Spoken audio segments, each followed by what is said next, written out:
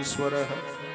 हे देवादिदेव महादेव, भक्तों को अभय दान देने वाले, हमारे बहुत बड़े कष्ट की निवृत्ति आपके द्वारा हुई है।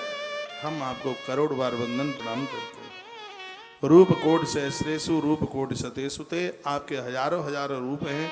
अंतःगतम शक्तास्म देव देवे नमस्तुते। आपके अंत पाने में कोई समर्थ नहीं है। हम आपको बारंबार प्रणाम करते हैं। हमारा प्रणाम स्वीकार। सब कहने लगे सब देवों से, मैं दुखियों का दुख हरता हूँ। सब कहने लगे सब देवों से, दुखिया के दुख को हरता हूँ। मैं संत भक्त और देवों का मनोवांछित पूरा करता हूँ। जो मेरे दरबार में आता है उसकी हर मनोती अपने आप में पूरी होती है, कमी नहीं रहने देता। ये भगवान महादेव ने अपनी बात बता दी। तो भगवान श्री कार्तिकेय जी महाराज का ये सुंदर सा चरित्र आपने सुना। इस कथा को सुनकर के लोग संयमित हो जाते हैं। संत ऐसा कहते हैं कि जो स्त्री पुरुष भटक गए हैं अपने रास्ते से, बेटा बेटी कोई भी, तो इस वीर कार्तिकेय का ये चरित्र सुनकर के इंद्रियां संयमित हो जाती हैं, इंद्रियों का खोटापन समाप्त हो जाता है। इतनी बड़ी महिमा इस कथा की।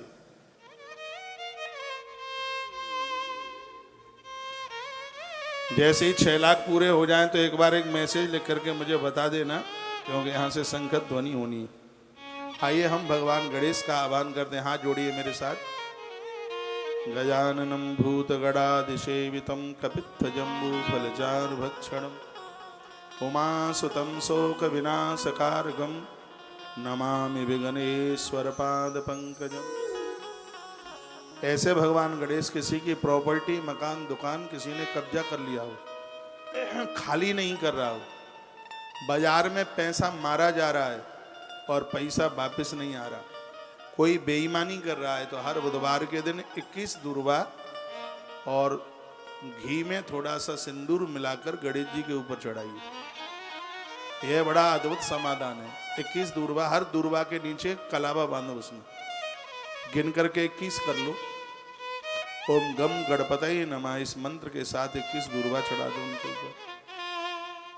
गुड़ का भोग लगाओ उनका और उनके ऊपर सिंदूर। गणेश जी को घी में सिंदूर चढ़ता है। हनुमान जी महाराज को मंगलवार को घी में सिंदूर चढ़ता है और शनिवार को चमेली के तेल में सिंदूर चढ़ता है। कलकाल का बड़ा सिद्ध देव है, आनंद हो जाएगा। गणेश जी की बड़ी महिमा है अपने आप में। एक गणेश जी वो दिखते हैं जिनकी सूंड बाईं तरफ है, एक वो है दाईं तरफ है, एक वो गणेश जी हैं जिनकी सूंड सीधे है। जिन गणेश जी की सूंड सीधे है, ऐसे गणेश जी दुश्मनों को समाप्त करने वाले, कोर्ट कचहरी से मुक्त कर देंगे। जिनकी सूंड बाईं तरफ है, ये गणेश जी आपके घर में अलाय बलाय भूत प्रेत कुछ भी नहीं रहने देंगे। जिनकी सूंड दाईं तरफ है, ये घर में दरिद्रता को नहीं घुसने देंगे। गणेश जी मंगल मूर्ति हमेशा सदैव से पूज्य हैं, वंदनीय हैं। इनके 12 नाम मैं आपको लिखा रहा हूं। अपनी पूजा आरंभ करें। भगवान गणेश के 12 नाम मेरी तरह मैं रोज भगवान गणेश के 12 नाम लेता हूं, आप भी लीजिए। सुमुखशैक दंतश्च कपिलो गजकर्ण का एक ही श्लोक में 12 नाम है। सुमुखशैक दंतश्च कपिलो गजकर्ण का लंबो दृश्य विकटो विघ्ननाशो विनायक धूम्र केतुर्गणाध्यक्षो भाल चंद्रो गजानन द्वादशैतानि नामानि आप पठे सुने। विद्यारंभे विवाहे च मृत्यर्थे प्राण संकटे, विद्या प्राप्ति के लिए, बच्चों के विवाह के लिए, अपनी वृत्ति का हरण हो रहा है, कोई पैसा मार रहा है, या प्राणों के ऊपर तकलीफ आ रही है कोई, या कोई कैद खाने में जेल खाने में चला गया है, या कोई संतानहीन जीवन जी रहे हैं, बड़े कष्ट में हैं, जिनके ऊपर झूठे मुकदमे लग गए हैं, उनके लिए गणेश जी के 12 नाम इस मृत्यु लोक के वरदान है।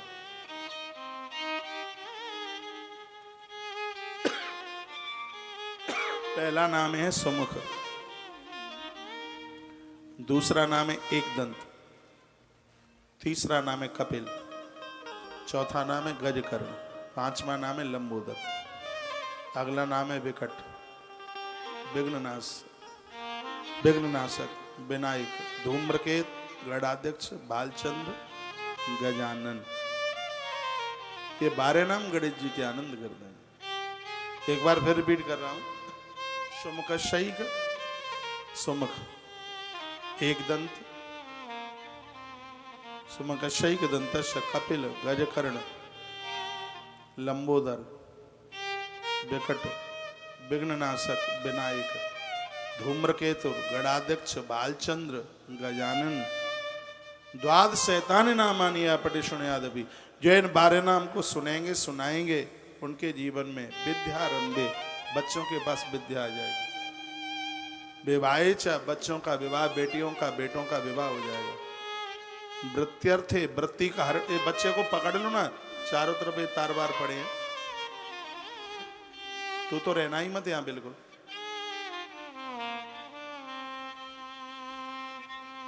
तुमसे बच्चे नहीं संभलते।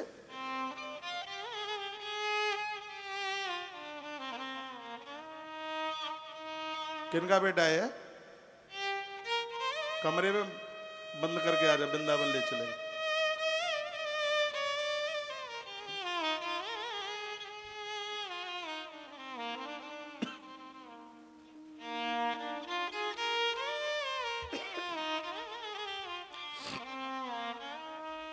तो ये 12 नाम भगवान गणेश के बड़े अद्भुत है।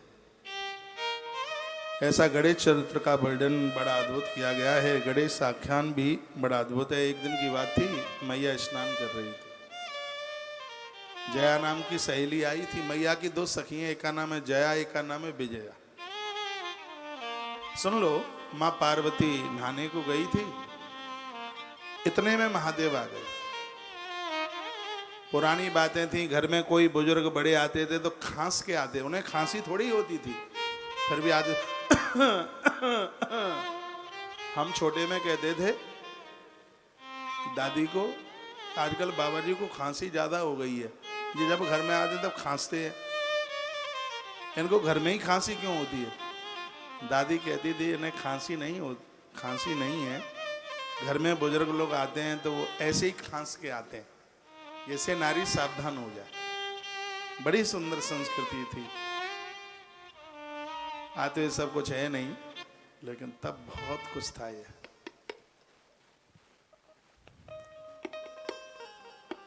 बातें तो बहुत हैं कहने के लिए, क्या बोलूं मैं।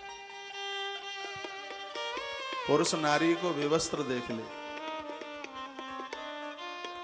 ग्रंथ में लिखा है 100 गायों का भी गोदान किया होगा तो पुण्य क्षीण हो जाएगा। पति पत्नी की कितनी आत्मीयता है, कितनी एकाग्रता है, इतने पर भी पुरुष अपनी पत्नी को स्नान करते हुए नहीं देखे। शिव पुराण।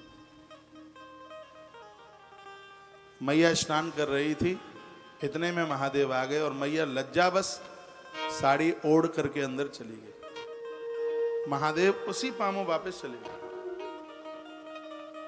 तो विजया नाम की सखी ने कहा, माँ वैसे भी बच्चों के बिना देखो घर सूना लगता है, प्रभु के पास, महादेव के पास तो बहुत गढ़ है, तुम्हारे पास कोई भी नहीं है, क्यों नहीं तुम एक बच्चे को जन्म दे देते? इतना कहा तो मां पार्वती बच्चे की कल्पना करने लगी।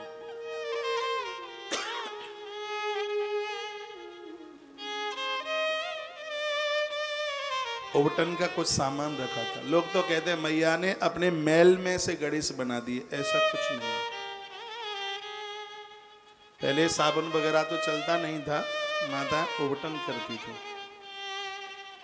जिसमें चने का आटा जिसे बेसन बोलते हैं, उसमें कुछ मुल्तानी मिट्टी डाली, कुछ उसमें दही डाला, थोड़ी सी हल्दी डाली, उसको इकट्ठा किया। यही सब साधन होते थे। ये साबुन तो चमड़ी के लिए बड़ा खतरनाक है, इन्फेक्शन हो जाता है, फफोले फुंसियां आ जाती हैं।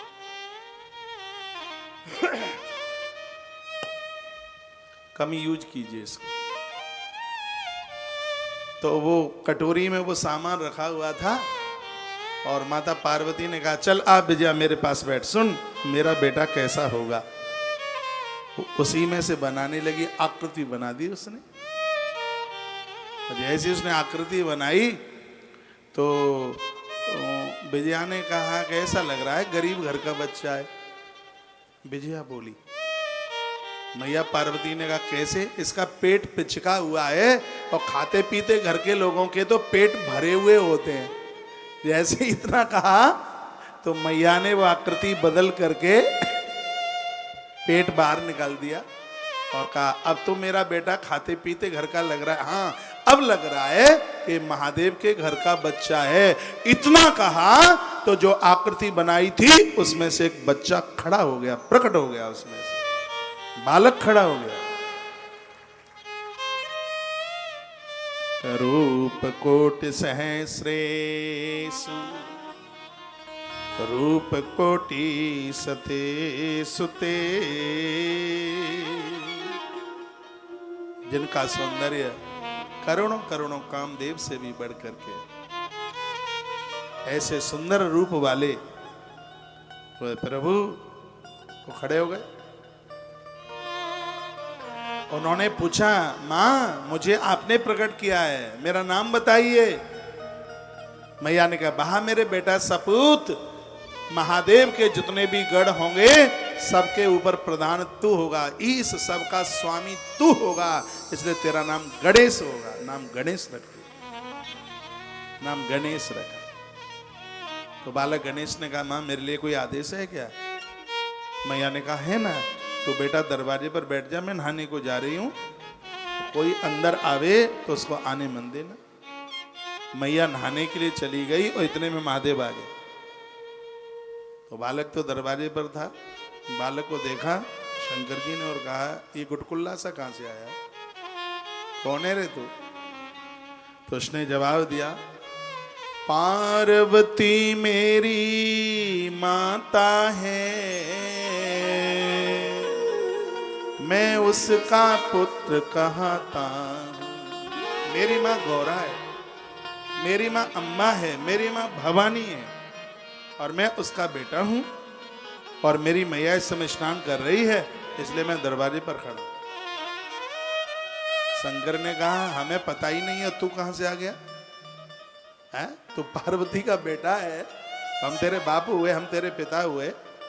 गणेश ने कहा ठीक है आप मेरे पिता हैं, लेकिन मैं अंदर नहीं जाने दूंगा, क्योंकि माँ की आज्ञा का पालन कर रहा हूं। मेरी माँ स्नान कर रही है और आप अंदर मत जाना।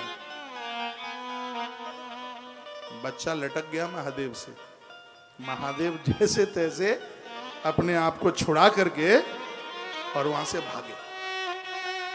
नंदी को जाकर के कहा कि दरवाजे पर एक मूर्ख बैठा है और एक बार तुम वहां जाओ, उसको रास्ते से अलग करो। नंदी आए, नंदी गणेश के सामने युद्ध में परास्त हो गए। वीर कार्तिकेय आए, वो भी युद्ध छोड़ करके भाग गए। ब्रह्मा जी को भेजा, ब्रह्मा जी की दाढ़ी से गणेश लटक लिए। ब्रह्मा जी ने कहा बूढ़ा हूं मत मार, द्वारा से नहीं आऊंगा, छोड़ दे। ब्रह्मा जी दाढ़ी नुचवाने से भागे वहां से। स्वयं भगवान विष्णु आए, वो भी परास्त हो गए। ममैव तु भवन्नैव विपरीतम भविष्यति, ममई भवताम लज्जाम गिरजासी वयोरहि। शंकर ने कहा कि बहुत बड़ी बदनामी हो गई और इस बच्चे ने सबको परास्त कर दिया। क्या करना चाहिए। सगरे देवता इकट्ठे होके आए, गणेश को जीत नहीं पाए। गणेश का सबके साथ में युद्ध हुआ और सब परास्त हो गए। और उसी समय क्या हुआ, आकाश मार्ग से दो शक्तियां चल करके आई और वो गणेश जी के शरीर में जाकर के समाहित हो गई। दो शक्तियां चल करके आई भगवान गणेश जी के पास में। गणेश जी का शरीर बिजली की तरह बिल्कुल चमक रहा था। और सगरे देवता जब परास्त हो गए और वो लौट करके भगवान के पास पहुंचे और जाकर के कहा कि ऐसे ऐसे इस बालक को जीतना तो बड़ा मुश्किल है। स्वयं शंकर जी आए और भगवान महादेव ने इतनी जोर से त्रिशूल फेंका कि गणेश का मस्तिष्क कटता हुआ सीधे समुद्र में जाके गिरा। बालक नीचे गिर गया, धड़ नीचे गिर गया। नारद जी सीधे भवानी के पास पहुंचे और क्या कहने लगे, मैया तुम नहाने में लगी हो, तुम्हें पता है क्या हो गया बाहर? क्या हो गया? शंकर ने तुम्हारे बेटे गणेश को मार डाला। अब तो जहां नारद कलह प्रिय, नारद जी को तो यही अच्छा लगता है। मैया को इतना क्रोध आया, इतना क्रोध आया, ऐसा लग रहा था कि सृष्टि खत्म ना हो जाए। देवता लोग स्तुति करने लगे, जगदम्ब नमस्तुभ्यं शिवाय च नमस्तुते, चंडकाय नमस्तुभ्यं कल्याणी च नमस्तुते। हे माता आपको प्रणाम है, हे शिवा आपको प्रणाम है, हे चंडिका कल्याणी आपको प्रणाम, हे कल्याणी आपको प्रणाम। आप दया की मूर्ति, हम सभी पर आप दया कीजिए। ब्रह्मा विष्णु आदि सभी देवता तुम्हारी प्रजाएं, हम हाथ जोड़कर तुम्हारे सामने खड़े हैं, हमारे अपराध को क्षमा करें। ऐसा कहकर सभी देवता हाथ जोड़कर माँ की विनती में लगे हुए। मैंने बहुत बार बोला है, नारी से सीधा नहीं है कोई, सरल नहीं है इससे कोई, और यदि अपने पर आ जाए तो फिर इससे खतरनाक नहीं है। तो ऐसी नारी है जिसको फिर मरने में भी बिल्कुल भय नहीं लगता। दुनिया का सर्वेक्षण किया जाए तो सबसे ज्यादा ये ऊट पटांग आत्महत्या जैसा गलत ही है। ये कभी करना मत, ये जीवन की समस्या का कभी समाधान नहीं हो सकता। एक नारी अपने पर आ जाए तो उसको देर नहीं लगती।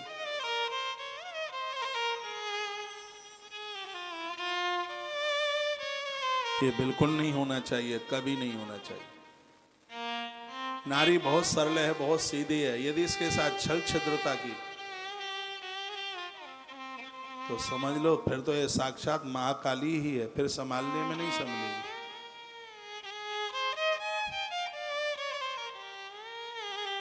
देवता स्तुति करने लगे, प्रार्थना करने लगे, चंडिकाई नमस्तुभ्यं कल्याणी च नमस्तुते। देवताओं की आंख में आंसू आ गए, हे मां क्षमा कर दो। तो देवी ने क्या कहा सुनो। मां भगवती ने कहा, मत पुत्रो यदि जीवेता तदा संग्रणम नहीं यथाय भवता मध्य पूजेयम च भविष्यति। यदि मेरा बच्चा जिंदा नहीं हुआ तो सबको खत्म कर दूंगी, मुझसे कोई जिंदा नहीं बचे। यदि मेरा पुत्र जिंदा नहीं हुआ तो सबको मार डालूंगी, सबका रक्त सबका रक्त चाट जाऊंगी। बादल घड़घड़ाहट की आवाज कर रहे थे, दिशाएं चीख रही थी, सबरे देवताओं के हाथ फूल रहे थे।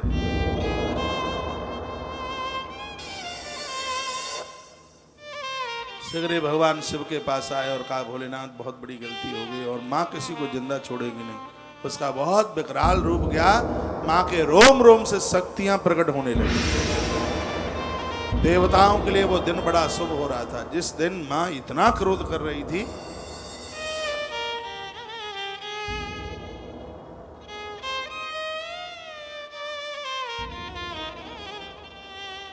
भगवान शंकर ने इंद्र और नंदी को कहा, तुम जंगल में जाओ, जो भी कोई माता अपने पुत्र को पीठ दे के बैठी हो उसी का मस्तिष्क लेके आ जाओ। इंद्र और नंदी जंगल में गए, वन में गए। एक हथिनी गजनी अपने बच्चे से मुंह मोड़ के पीठ दे के बैठी थी। उसी बच्चे का मस्तिष्क उतार लिया गया। ग्रंथ में लिखा है, देवताओं के सामने, बच्चों के सामने भी कोई भी कभी पीठ देके न बैठे, इससे उनकी आयु का शोषण होता। कभी भी बच्चा झूला में झूल रहा है तो माताएं उसको पीठ देके न बैठे। आंखें बच्चे के झूले की तरफ हो। देवताओं के प्रति भी पीठ करके न बैठे। मस्तिष्क लेकर के आए। पहले ये मस्तिष्क समुद्र से मांगा जाके, सागर से कहा था भोलेनाथ ने कि मेरे बेटे का मस्तिष्क दे दो। समुद्र तो शंकर से द्रोह मानता है, दुश्मनी मानता है। काय बात की कि शंकर जहर ना पीता तो मेरे 14 रतन नहीं जाते। इसने विष पिया इसलिए तो मंथन चलता रहा। तो उसने वो दिया नहीं मस्तिष्क। मां भगवती जगदम्बा कुपित हो गई। मैया ने समुद्र को कहा कि मेरा श्राप है, तेरा पूरा जल खारी हो जाए, पीने के लायक न रहे। लोग तो ये कहते हैं कि समुद्र को अगस्त ने पिया और बाद में बाथरूम से बाहर निकाल दिया, इसलिए सागर नमकीन हो गया। ये ऐसी बातें, थोती बातें अच्छी नहीं लगती ये सब कहने में। जब गणेश जी का मस्तिष्क गिरा सागर में और समुद्र ने वो वापस नहीं दिया, तो मां भगवती ने श्राप दे दिया समुद्र को और कह दिया, तेरी कितनी भी विशालता है, मेरा श्राप है कि तेरा नीर पीने के लायक नहीं रहेगा। तूने मेरे पुत्र को मस्तिष्क नहीं दिया और मैं श्राप देती हूं तुझे। मेरा बेटा जहां भी उसका मस्तिष्क गिरा है वो 2 रूप में प्रकट हो जाएगा। एक तो जपने की माला में सुमेरु के रूप में, और एक सागर के मध्य में पहाड़ के रूप में। जो आप माला जो जपते हैं ना, जो बीच का जो सुमेरु है, ये भगवान गणेश जी का मस्तिष्क है। कभी भी माला बीच में से नहीं जपी जाती, सुमेरु से ही जपी जाती है और सुमेरु पे ही छोड़ी जाती है।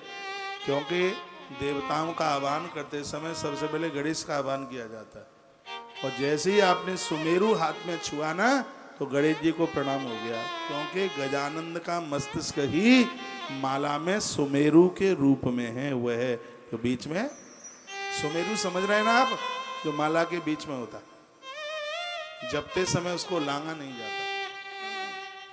ये सब हम दीक्षा के समय पर बताते हैं बातें।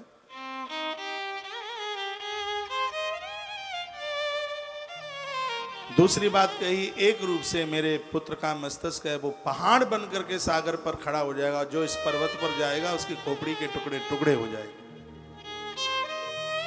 जब सुंदरकांड की कथा महादेव भवानी को सुना रहे थे, तो उसमें एक चौपाई आती है, सैल विशाल देख एक आगे, ता पर धाई चढ़े भय त्यागे। हनुमान जी जब जा रहे थे तो एक ऐसा पहाड़ मिला, हनुमान जी निर्भय होकर चढ़ गए उसके ऊपर। जगदम्बा ने कहा, प्रभु रुकिए रुकिए, ये तो वही पहाड़ है जो मेरे पुत्र गणेश के मस्तक से तैयार हुआ। मैंने तो श्राप दिया था कि इस पर्वत के ऊपर जो चढ़ेगा उसकी खोपड़ी के टुकड़े टुकड़े हो जाएंगे। तो हनुमान जी का कुछ क्यों नहीं बिगड़ा? तो शंकर जी ने नीचे की चौपाई में जवाब दिया, उमान कछु कप के अधिकाई, प्रभु प्रताप जय काले खाई। भगवान रघुनाथ की कृपा जिसके ऊपर हो जाए वो तो काल का भी भक्षण कर लेगा, पहाड़ क्या करेगा उसका।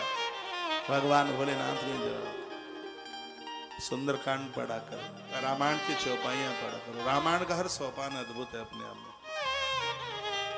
वो चौपाइयां ही नहीं, वो तो महामंत्र हैं अपने आप। वर्णन किया गया है, इधर सागर को श्राप मिला और उधर जैसे वो हाथी का मस्तिष्क गणेश जी के शरीर के ऊपर लगाया, तो भगवान गजानंद ऐसे खड़े हो गए जैसे 2 घंटे का कोई सोता हुआ बच्चा खड़ा हो जाए। आकाश से धुंधवियां फूलों की वृष्टि, जय जय उद्घोष की आवाज होने लगी। गणेश खड़े हो गए, देवता थे प्रसन्न हुए। शिव ब्रह्मा विष्णु मिलकर के गणपत को शीश नवाते हैं, पहले गणपत पूजे जाते हैं। हम सबको वचन सुनाते हैं, सिंदूर धूप नैवेद्य गंध से पूजा जो कर पाएंगे, चंदन तांबूल समर्पित कर वो मन चाहा बर पाएंगे। ऐसा देवताओं ने, जब उनका मस्तिष्क जोड़ा जा रहा था तो उसमें सिंदूर डाला गया, सिंदूर से वो मस्तिष्क चिपक गया। ये वरदान दे दिया है कि जो गणेश जी को नैवेद्य, चंदन तांबूल सिंदूर धूप नैवेद्य ये चढ़ाएंगे, सिंदूर धूप नैवेद्य गंध से पूजा जो कर पाएंगे, चंदन तांबूल समर्पित कर वो मन चाहा फल पाएंगे। गणेश जी को तांबूल बहुत प्रिय, तांबूल जर्दे वाला नहीं, वो सीधा ही आता है पान का पत्ता, तो कहीं आप जर्दे वाले ही ला के चढ़ा दें। पहले गणेश से दिखाई दो, फिर अब खुद खा लो, ये बढ़िया रहा। जैसे शराबी लोग बोतल खरीदेंगे, भैरों को दिखा देंगे वहाँ पे, तो वहाँ कहाँ उज्जैन में तो चकाचक शांत है, और कोई भैरों शराब बराबर नहीं पीते, सब अपने साधन बना लिए। सीधा पान का पत्ता, उस पर लवंग इलायची रखो, भगवान के ऊपर चढ़ाओ। एक बार फिर कह दूंगा, कल की कथा जो आज तक 1 मिनट के लिए नहीं भी आ पाए, यदि कल समापन की कथा, द्वादश ज्योतिर्लिंगों की कथा सुन लेते हैं, कल नंदी की कथा सुनेंगे। महादेव के पास नादिया कहां से आया? सबके पास त्रिशूल, नारायण के पास सुदर्शन चक्र, ये सब चीजें कहां से आई? ऐसी अद्भुत कथा है, कल की आनंद हो जाएगा। कल की कथा मन छोड़िएगा, बहुत आनंद आवेगा। बोलो गजानंद भगवान की जय। आपको पता है कथा में जाते हैं तो लास्ट दिन कुछ लेके जाना पड़ता है, ये तो रोज ही लेके जाना पड़ता है। रोज ना ला पाए हों तो कल एक एक चीज जरूर लेके आना। कौन कौन लाएंगे हाथ उठा के बताएं। सिंगाड़े की लपसी नहीं मंगा रहा, आप चिंता ना करो। एक बार हाथ उठा के अपनी उदारता बता दो सही। अबे वो दुनिया भर के कंजूसा, उनके हाथ नीचे हैं, और जो हाथ उठा लेंगे वो फायदे में रहेंगे, जो नहीं उठाएंगे वो घाटे में रहेंगे। देखो अब तो दुध हाथ ऊपर रहेगा। हाथ नीचे करो। कल अपने अपने संग में एक एक श्रोता, परचूनी की दुकान पर मत पहुंच जाना। नागपुर में मेरी कथा हुई एक बार, महाराष्ट्र में नागपुर पड़ता है, हनुमान जी का बड़ा अद्भुत मंदिर है वहाँ, तिल्लन खेड़ी हनुमान मंदिर। तो मैंने बोला कि कल एक एक श्रोता अपने संग लाना। सो माताएं परचून की दुकान पर पहुंच गई, क्या हमें श्रोता दे दो। तो कहने लगा हमारी दुकान को तो 38 साल हो गई, ये श्रोता कौन सी चीज होती है, वो तो आज तक हमने नहीं बेची। हमें आके पूछा श्रोता, तो हमें दुकान पर मिला ही नहीं। मैंने कहा श्रोता दुकान पर नहीं मिलता तो गली मोहल्ले में और घर में मिलता है। श्रोता जो भगवान को सुनता है, अपने संग में एक एक कोई श्रोता, कोई स्त्री पुरुष अपने संग लेके आइए। जो अभी तक पांडाल में ना आए हों, आज से ढूंढना शुरू कर दें। कल अकेले नहीं, अपने साथ में एक एक लेके आइए। गाड़ी से आए तो गाड़ी फुल बटा फुल, मोटरसाइकिल पर आए तो मोटरसाइकिल खाली नहीं आवे। बाहर पार्किंग में दुनिया भर की गाड़ियां खड़ी हैं, भारी भीड़ हो रही है, 20 बीघा में जगह नहीं है पाम रखने के लिए। कल की कथा हल्ला बोल, मेरा तो लौटना कब होगा? अब तो मैनपुरी में ही लौटूंगा 1.5 साल बाद। तो 1.5 साल तो अभी बहुत दिनों में आएगी।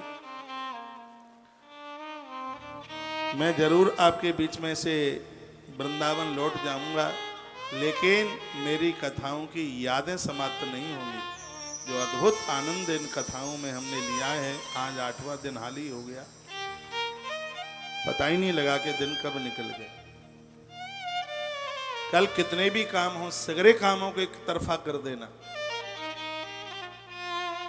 कल आप बाबा बाबूराम महाविद्यालय में बैठ करके ऐसे कथा सुनना जैसे हनुमान जी और माता पार्वती बैठ करके कथा सुन, ऐसे कथा सुन। ये कथा जीवन की व्यथा को समाप्त करेगी, आनंद कर देगी कथा।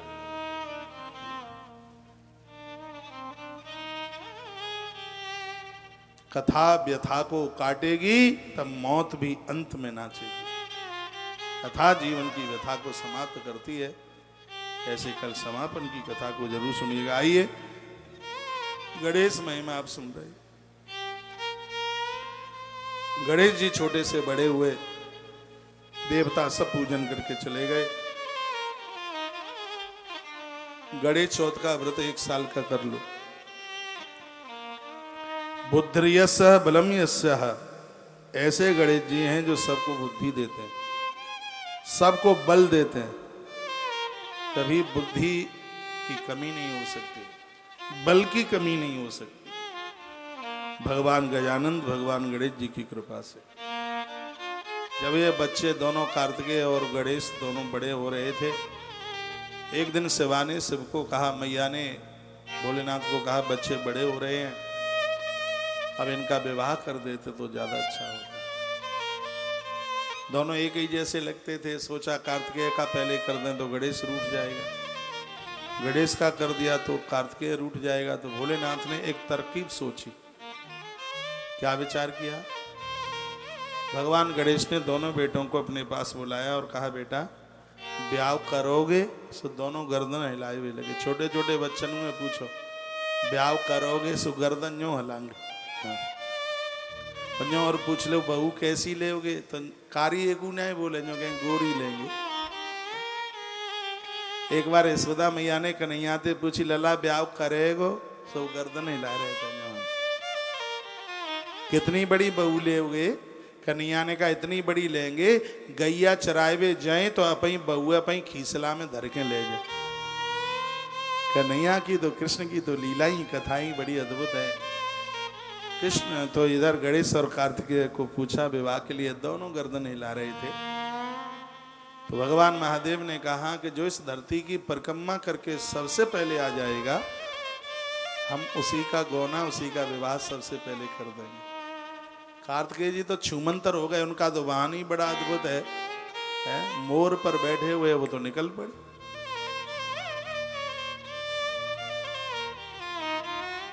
गणेश जी को तो महाराज सोच में पड़ गए। एक तो मोटे गणेश, मोटा आदमी चल सके नहीं, बैठ सके नहीं। गणेश जी की तोंद, छोटी छोटी पैया, ये तो गौरा के गणेश, ये तो गौरा के गणेश। हाथ पांव में छोटे छोटे मटका जैसो पेट, जे तो गौरा के गणेश। अब गणेश सोचे कि अब क्या करो जे। गणेश जी ने विचार करो। तो गणेश जी गंगा जी नहाने चले गए। काशी से गंगा तो दूर है ही नहीं गई, तो गंगा नहाने को गए। गंगा नहाकर और उधर से ही कुसा के दो आसन ले आए बनाए के।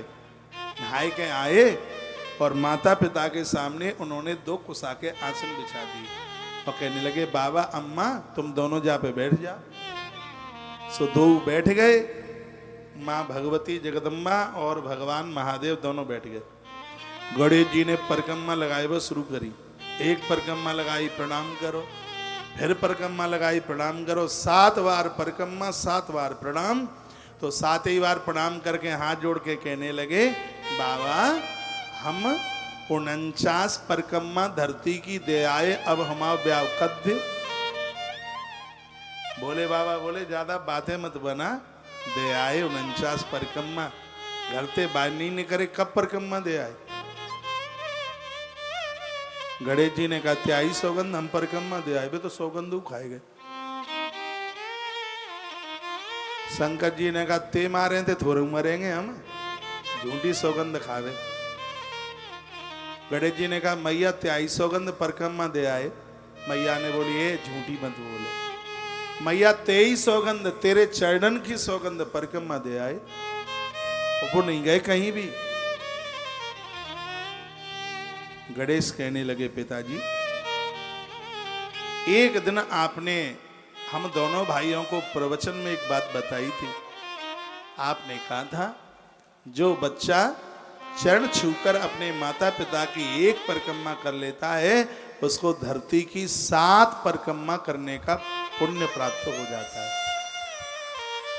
या तो ये कह दो कि तुम झूठ बोल रहे थे। शंकर जी ने कहा, झूठ तो नहीं बोले, बात तो सही है। तो गणेश जी ने कहा, 7 परिक्रमा लगाई है तो 7 गुणा 7 49 है गई कि नहीं? गणेश जी एक बात और बोले, बुद्धिमान है गणेश। गणेश जी ने कहा, पुत्रस्य च महातीर्थम प्रतो चरण पंकजम। माता पिता के चरणों में जो बच्चा श्रद्धा रखता है, उसको संपूर्ण तीर्थ करने का फल प्राप्त हो जाता है। अन्य तीर्थम तो दूरे वही गत्वा संप्राप्त थे पुनः, वो संपूर्ण तीर्थ उस घर में आ जाते हैं। जो बच्चा नित्य माता पिता के चरण छूकर परिक्रमा करता है, उनका ध्यान रखता है। भगवान गणेश कहते हैं, प्रभु आपने ये भी तो बताया था कि घर में माता पिता ने तीर्थ यात्रा नहीं करी, और उसके बच्चे तीर्थ यात्रा के लिए चले जाते हैं, तो गणेश कहते हैं आपने ही बताया था तो उन बच्चों को तीर्थ यात्रा का फल तो नहीं मिलता, माता पिता को मारने का, वध करने का अपराध और मिलता है। ये शिव पुराण की कथा है। माता पिता जान ही रहे हो वो बात अलग है, उनका मन है जाने का, तुम अपनी पत्नी को लेके हाल ही हरिद्वार महीने में 2 बार चले जाओ। श्रवण कुमार का चरित्र कहता है कि बूढ़े माता पिता को अपने आप को बेच करके भी तीर्थ यात्रा कराई जाती है तो सस्ती है।